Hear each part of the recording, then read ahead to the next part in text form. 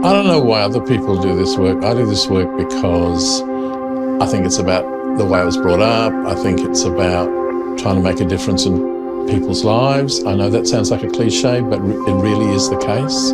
35 years I've been unable to find another useful job.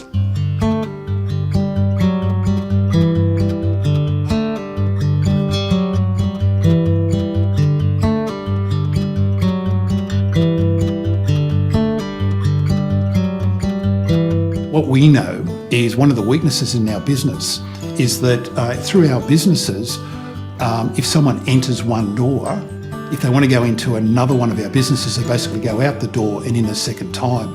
Pretty much everyone who's entering our service in their own personal lives are going through quite stressful times.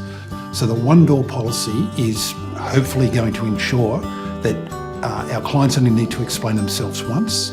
So the more stress we can take out, the entry process into Uniting, the better.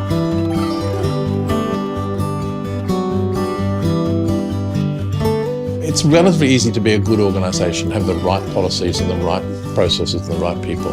To be a great organisation, yes, you've got to have all of those, but you've got to actually step outside your comfort zone. You've got to challenge yourself. You've got to be a bit courageous and so on.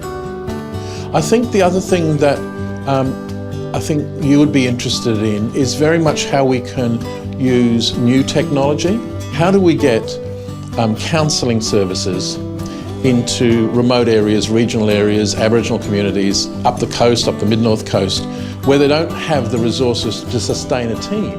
The philosophical changes that I guess I went through have mirrored what's happened in the sector. Less providing programs for someone and more working with people. More about listening to vulnerable people, people in pain, people going through transitions, maybe separation and divorce, listening to them and trying to help them come up with solutions. We need to keep sharpening our thinking, be brave about new programs and use processes to lift us to the new level. In that type of process, from time to time, you kind of think, well, you know what, there might be an alternative way that we might be able to do something. And in fact, I guess even the introduction to the Optus ThinkSpace area was we wanted to actually think about re-engineering our business. And what their experience was to have an independent facilitator allowed questions to be asked without a history behind the person asking the question or facilitating the question. It allows you to quickly identify those ideas that are closest to your end objective. So come up with 24 ideas. And the 24 ideas shrunk the 24 down to 11. And when we looked at the 11, we finally shrunk it down to 3. And then that's what we've decided to implement, the no wrong door entry. Maybe in the past, that might have been a 3-hour debate. Because of the criteria that had been put into place, it was a 2-minute discussion.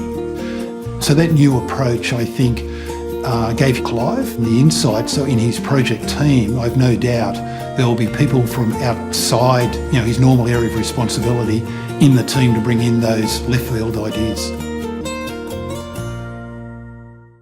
It is a new and different kind of collaboration and partnership, and I for one are hopeful there'll be more down the track.